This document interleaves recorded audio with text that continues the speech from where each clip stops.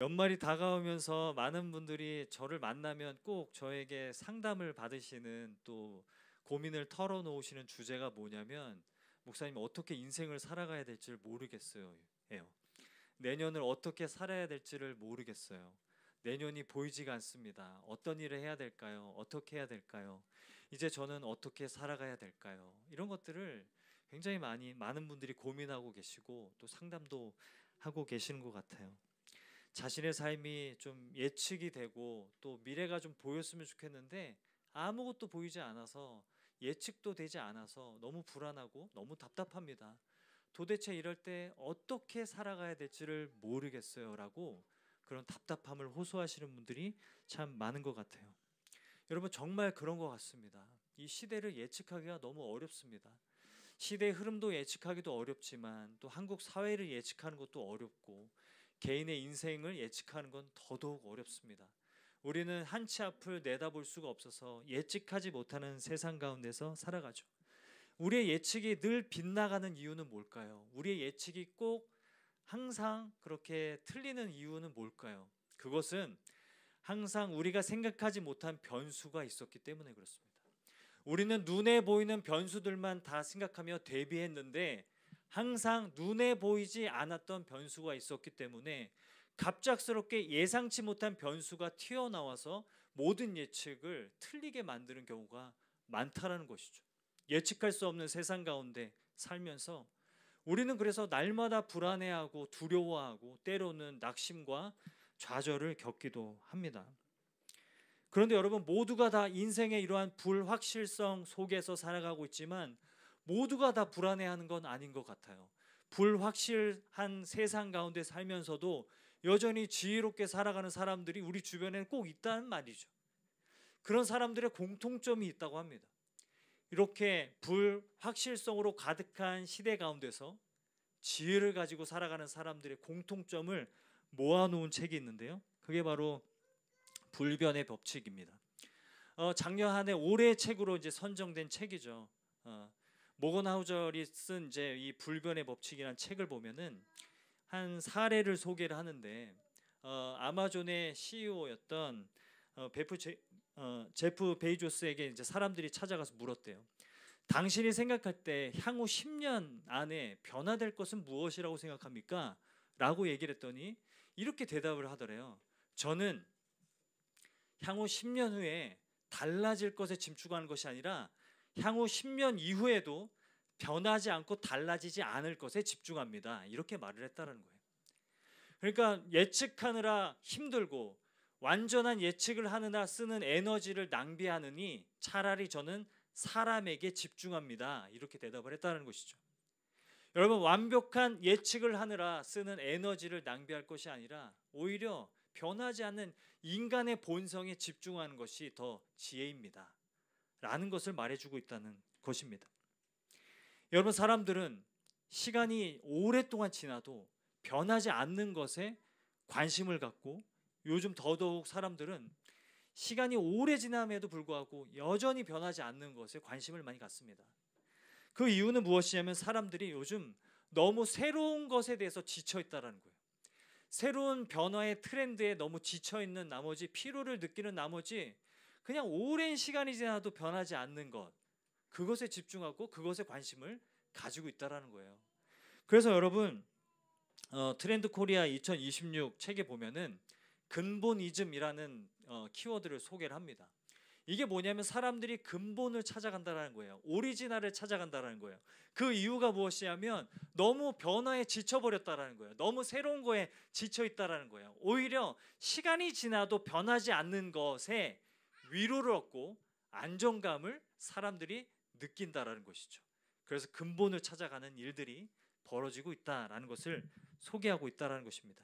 그래서 여러분, 요즘에 핫플레이스 중에 국중박이 있습니다. 국중박이 뭔지 아세요? 국립중앙박물관입니다. 여러분, 핫플레이스가 되고 있는 이유는 뭐냐면 캐대언의 영향이기도 해서 많은 외국인들이 찾아오기도 하기 때문이기도 하지만, 사람들이 본질, 그리고 근본, 그리고 오리지널에 집착하는 겁니다. 오리지널에 열광하는 겁니다. 오랜 시간이 지나도 변하지 않은 것, 오랜 시간이 지나도 빛이 나는 것, 항상 그대로인 것에 사람들이 목말라 하고 있다는 거예요. 너무 변하니까요. 예측이 불가능한 그런 시대 가운데 살아가고 하루에도 수없이 많은 것들이 변화되니까요. 변하지 않는 것에 대한 목마름이 사람들에게 있다는 것이죠.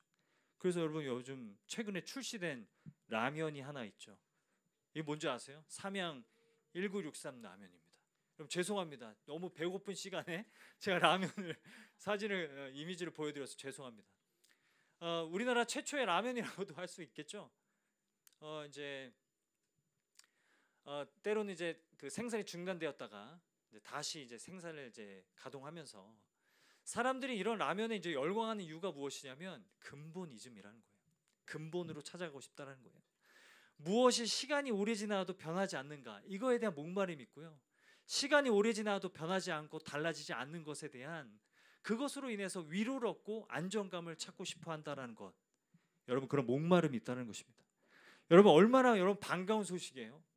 영원히 시간이 흘러도 변하지 않는 것, 우리에게는 여러분 그것이 있죠. 여러분 그것이 진리인 줄을 믿습니다. 그 진리가 있기 때문에 이제 우리가 그 진리가 여기 있다는 것을 세상에 보여줄 때가 되었다고 저는 믿습니다.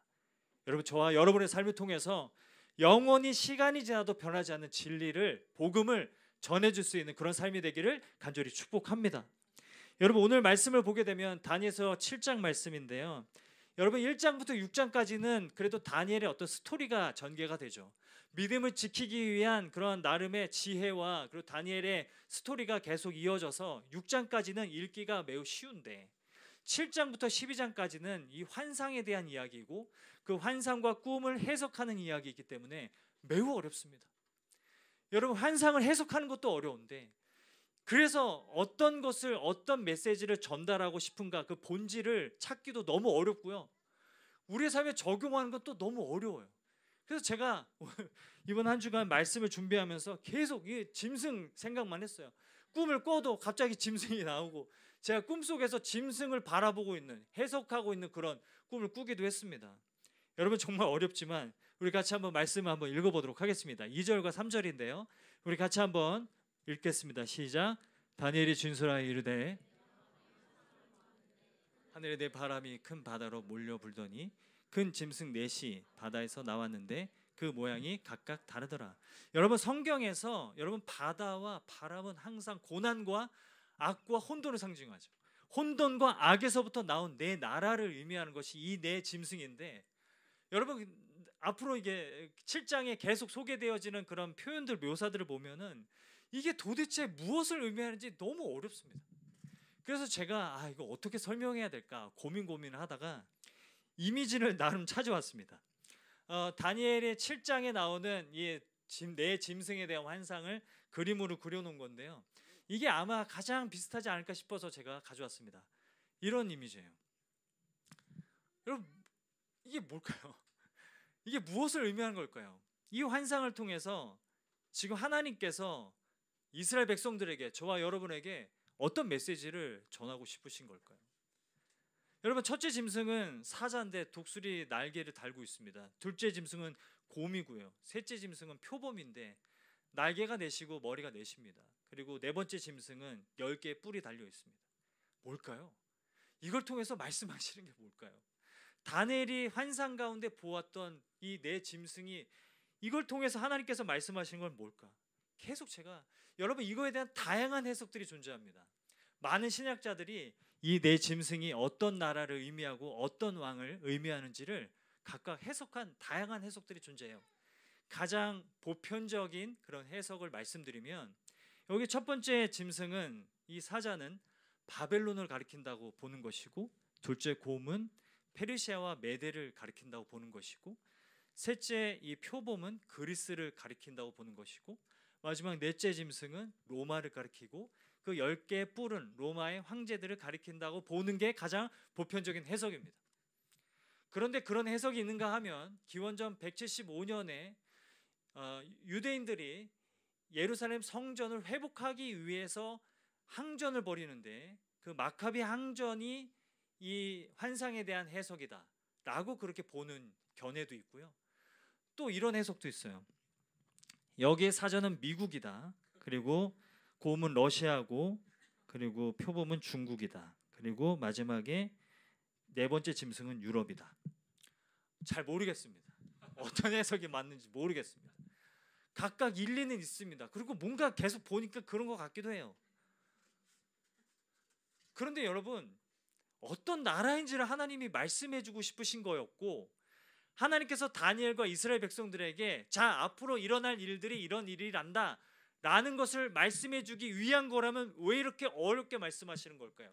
이미지를 통해서 정말 상상하기도 힘든 그런 환상을 통해서 말씀하시는 걸까? 여러분 어떻게 생각하십니까? 그래서 제가 본문을 묵상하면서 어떤 생각을 했냐면, 그럼 다니엘은 어떻게 받아들이고 어떻게 이해했을까? 그걸 좀 찾아봤어요. 여러분 7장 마지막 구절을 읽어보면 이렇습니다. 우리 같이 한번 읽어보도록 하겠습니다. 시작. 그 말이 이에 그친지라 나 다니엘은 중심에 번민하였으며 내 얼굴빛이 변하였으나 내가 이 일을 마음에 간직하였느니라. 다니엘도 몰랐어요. 다니엘도 이게 속 시원하게 뭔가 해석이 되는 게 아니라 그냥 어떻게 합니까? 마음에 간직하였더라. 그 환상을 그냥 마음에 간직하였더라. 하나님께서 말씀해 주신, 그리고 하나님께서 보여주신 그 환상은 마음에 간직하고 살아갔더라. 이거예요. 여러분, 하나님께서 왜 환상을 통해서 말씀하시고 이미지를 통해서 말씀하시느냐? 중요한 것은 이것입니다. 환상은 사람의 마음과 생각을 사로잡습니다. 하나님께서 이 환상을 주신 그 시대적인 상황을 보면 이스라엘 백성들이 지금 바벨론의 포로로 잡혀와 있습니다. 이스라엘 백성들은 이 포로로 잡혀서 언제쯤이면 우리가 자유를 얻을 수 있을까? 언제쯤이면 바벨론이 멸망하여서 우리가 풀려날 수 있을까를 고대했습니다. 느부갓네살 왕이 죽으면 혹시 그 날이 오지 않을까 싶어서 기다렸는데, 느부갓네살 왕이 죽고 나서 나보니두스가 왕위를 이어가고, 그리고 나보니두스 이어서 벨사살 왕이 왕위를 이어갔습니다. 도대체 언제 이 고난이 끝날 것인가? 언제 이 고통이 끝날 것인가? 이 지긋지긋한 이 포로 생활이 언제 끝날 것인가? 계속 기다리고 계속 기다리며 예측하려고 하고 바라보려고 하고 있는데, 하나님께서 이 환상을 보여주시는 거예요. 환상을 통해서 너희는 두려워하지 말고, 너희는 불안해하지 말고, 어제나 오늘이나 내일이나 변함없으신, 여전히 동일하신 그 하나님을 바라보라고 말씀하고 있는 줄을 믿습니다. 이것이 저와 여러분에게 주시는 말씀이기도 한 거예요. 우리 인생도 마찬가지죠. 이 고난이 좀 사라지면 괜찮지 않을까? 이 고난이, 이 고통이 없어지면 괜찮지 않을까? 그런데 다른 고난이 일어나고 다른 고통이 일어나고, 내가 좀 관계 어려움으로 너무 힘들어 했었는데 이 관계 어려움을 좀 극복하고 나니까 또 다른 사람이 튀어나오고, 마치 우리의 인생과 같다라는 것이죠. 두렵고 불안한 마음, 그 마음을 하나님이 이런 환상을 통해 사로잡으시고 우리가 궁극적으로 바라보아야 할 것, 하나님 나라를 바라보게 하시는 줄을 믿습니다. 이것이 오늘 본문이 말해주는 메시지라는 것이죠. 그래서 하나님이 현실이 무서운, 우리의 현실이 무서운 내 짐승과 같다 할지라도 보여주시는 게 뭐예요? 하늘을 바라보라고 말씀하십니다. 여러분 9절 말씀을 우리 같이 한번 읽어보도록 하겠습니다. 시작. 내가 보니 왕자가 놓이고 옛적부터 항상 계신 이가 좌정하셨는데 그의 옷은 희기가 눈 같고 그의 머리털은 깨끗한 양의 털 같고 그의 보좌는 불꽃이요 그의 바퀴는 타오르는 풀이며, 내가 보니 왕자 보좌가 있는데 옛적부터 항상 계시니, 어제나 오늘이나 내일이나 항상 동일하게 변함없으신 하나님께서 계시니 두려워하지 말고 불안해하지 말고 살아가라 라고 말씀하고 있다는 것이죠. 여러분, 이것이 오늘 다니엘서 7장을 통해서 저와 여러분에게 주시는 하나님의 마음입니다. 우리가 살아가면서 참 두렵고 내 인생이 어떻게 될까 염려되고 막막할지라도 우리가 궁극적으로 바라보아야 할, 어제나 오늘이나 내일이나 여전히 동일하시고 변함없으신 그 하나님을 바라보는 은혜가 있기를 간절히 축복합니다. 여러분, 그렇게 두려워하지 말고 담대하게 살아가는 저와 여러분이 되기를 간절히 축복합니다.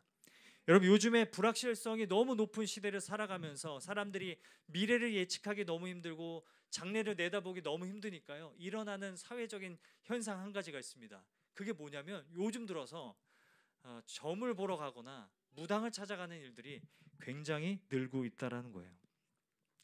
이 자료를 보시면요, 코로나 이후로 점술업 사업자 현황입니다. 점술업 사업자 현황이 거의 좀 10,000명을 넘어섰습니다. 그리고 2배씩 늘고 있습니다. 이게 이제 이런 통계가 있어요. 점술인 70%가 개인 사업자 등록을 안 한다는 거예요.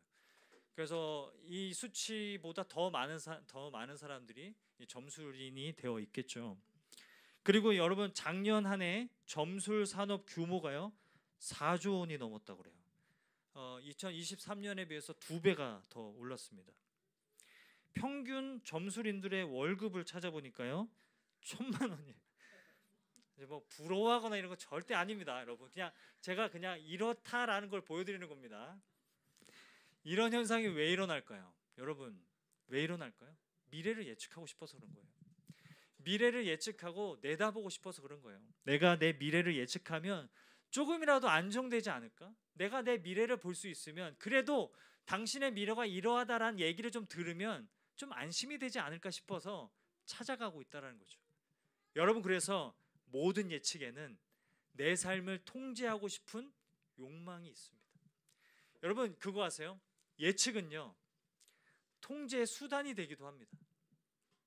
제가 한번 예를 들어보겠습니다. 저 아내는 이제 한 주간의 루틴이 굉장히 그냥 일정합니다. 한 주간의 루틴이 너무 일정해서 연락을 안 해도 지금 아내가 어디서 뭘 하고 있는지 저는 예측이 다 돼요. 아내도 제가 어디서 뭘 하고 있는지, 지금쯤이면 누구를 만나고 어떤 모임을 하고 있는지 다 예측이 가능해요. 그런데 가끔 아침에 일어났는데 아내가 없으면 너무 걱정돼요. 일어났는데 집에 아내가 없어요. 그러면은 이 아침 일찍 어떻게 어디를 갔을까 막 걱정되기도 하는 마음도 있지만, 혹시 어느 스타벅스 가서 마시는 거 먹고 있는 거 아니야? 카드 쓰고 있는 거 아니야? 막 이런 불안함이 막 올라올 때가 있습니다. 왜 불편한 걸까요? 여러분, 제 마음에는 무언가 우상이 자극되는데 그게 무슨 우상이에요? 통제의 우상입니다. 제 마음에 그게 자극돼요. 서로 아내와 저랑 계속 연락해서 오늘 먼저 물어보는 게 뭐냐면, 오늘 스케줄이 뭐야? 먼저 물어봐요. 그래야 뭘 시킬 수 있거든요. 서로 통제하려고 합니다. 예측이 가능해야 통제할 수 있는 거죠. 모든 예측이 다 그런 건 아니겠지만 우리가 우리의 삶을 완벽하게 예측하고 싶은 마음 안에 있는 것은 무엇이냐면 통제에 대한 욕구라는 거예요. 통제에 대한 우상입니다. 여러분, 어떤 분들은 지금 내 고난이 너무 힘들어서 이 고난이 좀 빨리 끝났으면 좋겠어서 예측하고 싶고 미래를 알고 싶은 분도 있겠지만, 대부분의 경우에는 완벽한 삶을 내가 내다보고 싶은 이유가 뭐냐면 내 삶을 내가 통제하고 싶어서 그렇습니다. 내 마음대로 살고 싶은 거예요. 결국 내 마음대로 살고 싶은 거예요. 그렇게 살면은 내가 안정적일 수 있다라는 것이죠. 그런데 여러분, 성경이 뭐라고 얘기할까요? 성경은 하나님은 우리가 미래를 예측할 수 있도록 내버려 두지 않으신다고 말씀합니다. 전도서 말씀을 보면요 7장 14절 말씀을 우리 같이 한번 읽어보도록 하겠습니다. 같이 읽겠습니다. 시작.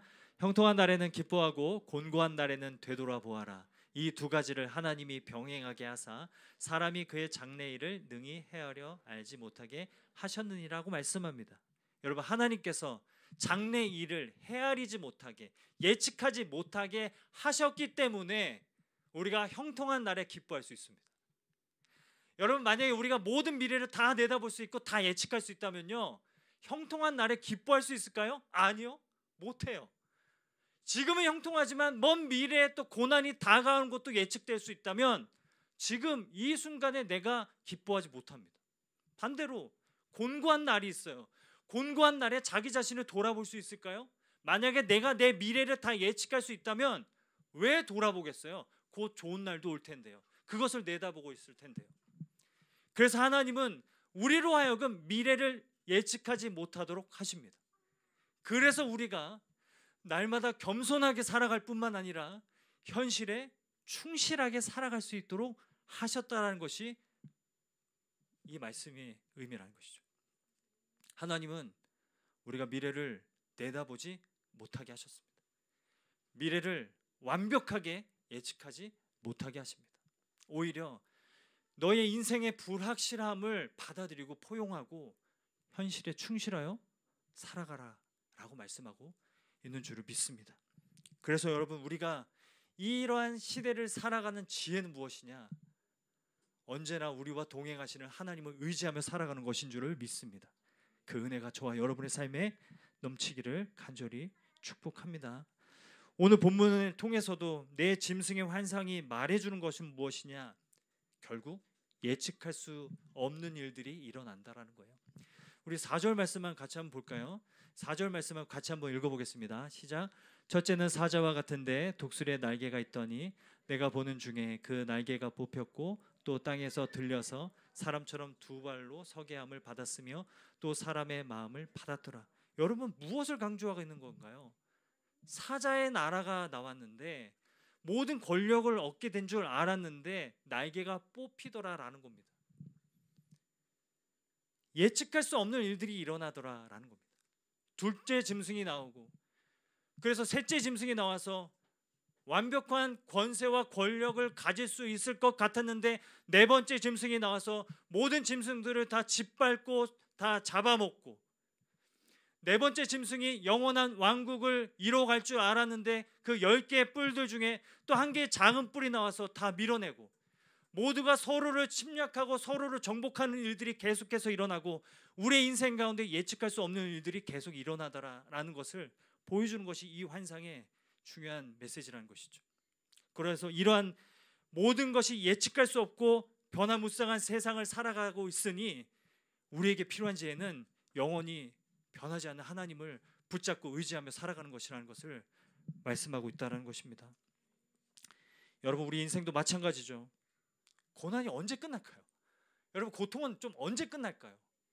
고등학교만 졸업하면 되는 줄 알았는데 대학교가 있었고, 대학교만 졸업하면 되는 줄 알았는데 또 취업이 있었고, 또 취업만 하면 되는 줄 알았는데 또 결혼이 있고, 결혼하니까 또 아이들이 태어나고, 또 이제는 아이들의 또 어려움을 제가 고민해야 되고, 뭐 이런 반복 굴레에 살아가고 있지 않습니까? 제가 여러분, 저희 집 이제 둘째 건민이 얘기 잠깐 하겠습니다. 건민아 미안해. 건민이가 5살 때 얘기해요. 5살 때인데 건민이가 아침에 안 일어나는 거예요. 8시가 넘어도 안 일어나서 막 깨웠어요. 건민아 이제 일어나야지, 어린이집 가야지. 그랬더니 아니 어린이집 어제 갔는데 왜 또 가냐고 막 그러는 거예요. 그래서 아니 오늘도 가야지 무슨 소리야? 그랬더니 아니 어린이집은 왜 이렇게 많이 가야 돼? 막 그래 얘기하는 거예요. 그래서 아, 계속 가야 돼라고 했더니 언제까지 가야 되는 거야? 막 하면서 우는 거예요. 무슨 소리야? 이제 시작이야. 어린이집 이제 졸업하면 초등학교가 있고, 초등학교 졸업하면 중학교가 있고, 고등학교가 있고, 막 계속 얘기했어요.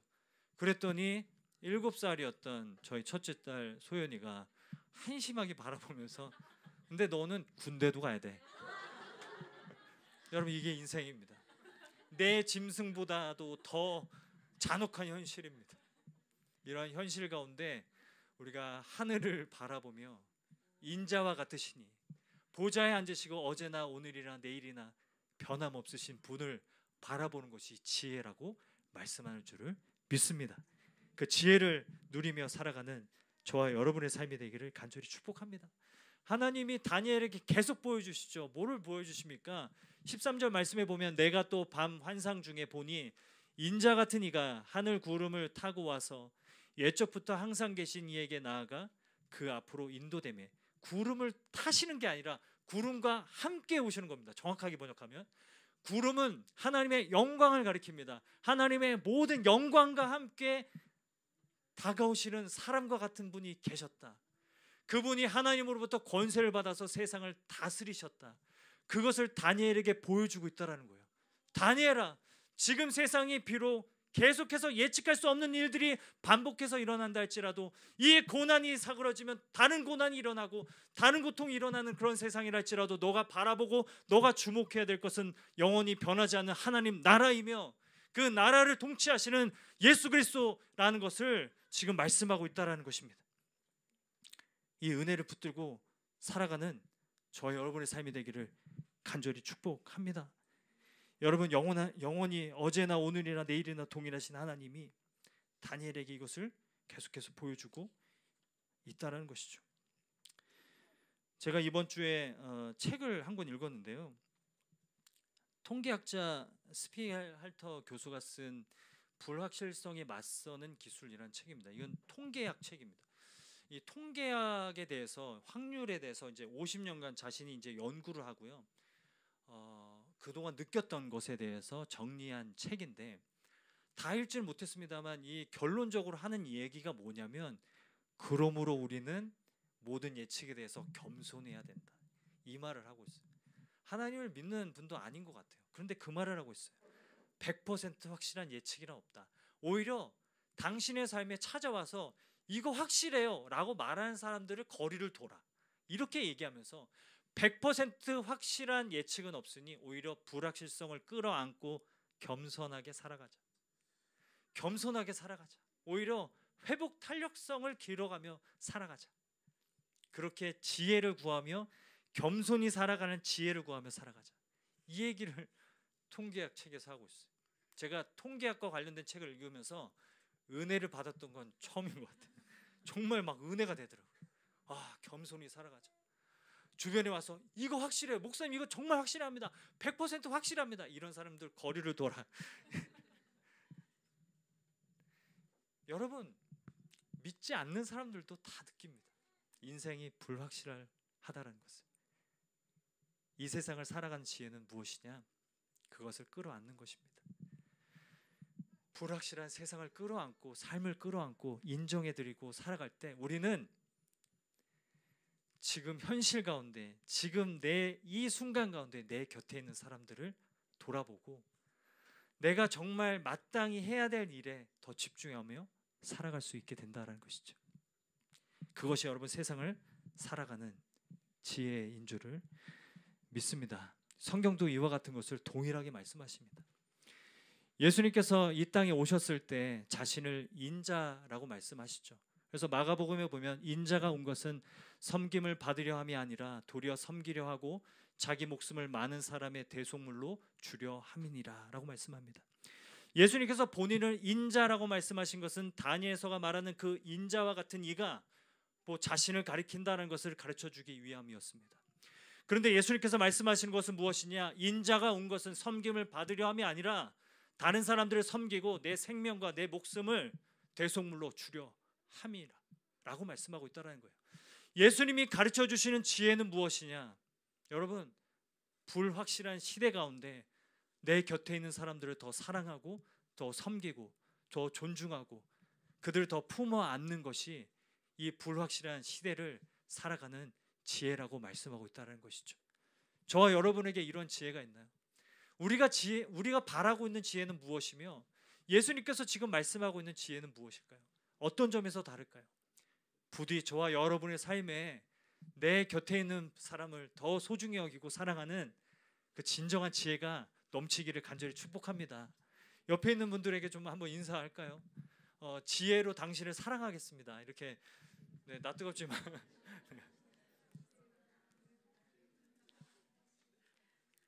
그래서 히브리서 저자가 이 예수님의 말씀을 떠올리면서 이렇게 얘기하죠. 우리 같이 한번 읽어보겠습니다. 시작.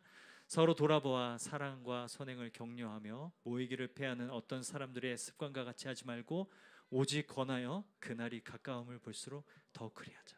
하나님 나라가 가까움을 볼수록 우리가 더 우리 주변에 있는 사람들을 더 사랑하고 선행을 격려하며 함께 모이자. 함께 걸어가야 한다. 그래서 여러분 공동체가 필요합니다.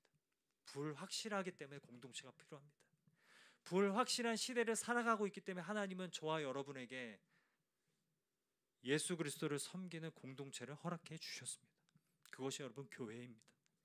우리가 교회에서 공동체로 함께 신앙생활을 해야 하는 이유는 무엇이냐? 여러분, 우리에게는 이 불확실한 시대를 살아갈 지혜가 필요하기 때문에 그렇습니다. 그래서 우리는 이렇게 모이고 함께 서로 사랑하고 서로 섬기며 나아가야 할 줄을 믿습니다. 여러분, 다니엘이 본 환상처럼 계속 더 강력한 고난이 찾아오고 더 강력한 두려움이 찾아오는 우리의 인생이라 할지라도 하나님은 어제나 오늘이나 내일이나 여전히 변치 않으시고 동일한 하나님이신 줄을 믿습니다. 그 하나님을 바라보면서 날마다 우리 곁에 있는 사람들을 더 사랑하고 섬기며 이것이 지혜임을 깨닫고 이것이 불확실성을 이기는, 그 불안함을 이기는 지혜임을 깨닫고 더욱더 예수님의 사랑으로 서로 섬기며 나아가는 그 은혜가 있기를 간절히 축복합니다.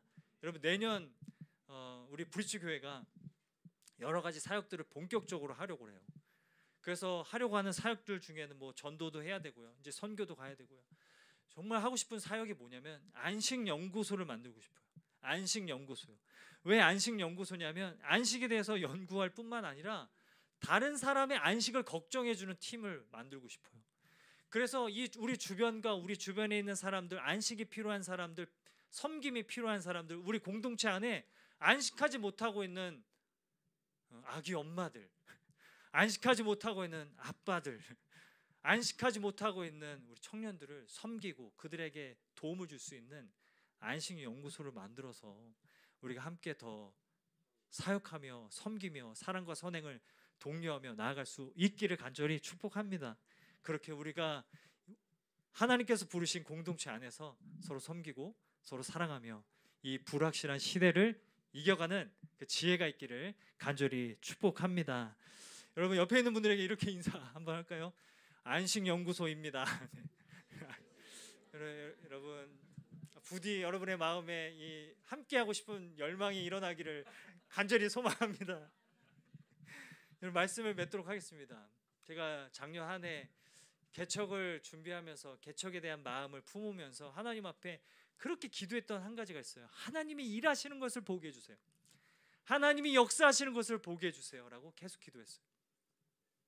작년 한 해 제가 예배 가운데 하나님이 저에게 강한 확신으로 말씀해 주신 게 있습니다. 여러분, 하나님이 말씀하신다는 것은 말씀의 기초에서 강한 확신으로 우리 마음에 들려주시는 것이 하나님이 말씀하시는 거예요. 하나님이 저에게 말씀해 주신 것은 무엇이냐면 모든 교회의 주인은 나다 였어요. 모든 교회의 주인은 나다. 그러니 가라. 모든 인생의 주인도 나다. 너의 삶의 주인도 나고 너의 가족의 주인도 나다. 그러니 가라. 지금 생각해도 너무나 가슴 벅찹니다.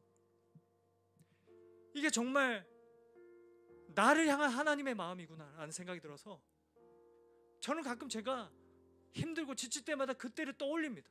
모든 교회의 주인은 나다. 모든 인생의 주인은 나다. 모든 시간의 주인은 나다 라고 말씀하시는 거예요. 여러분, 우리에게는 그런 확신이 있습니다. 그래서 우리에게는 그런 확신이 있기 때문에 우리는 두려워하지 않고 살아갈 수 있습니다. 불확실한 시대 가운데서도, 불확실한 상황 가운데서도 우리는 불안해하지 않으면서 살아갈 수 있습니다. 하나님이 우리의 주인이시기 때문에, 모든 시간의 주인이시기 때문에 우리는 겸손하게 살아갈 수 있는 줄을 믿습니다.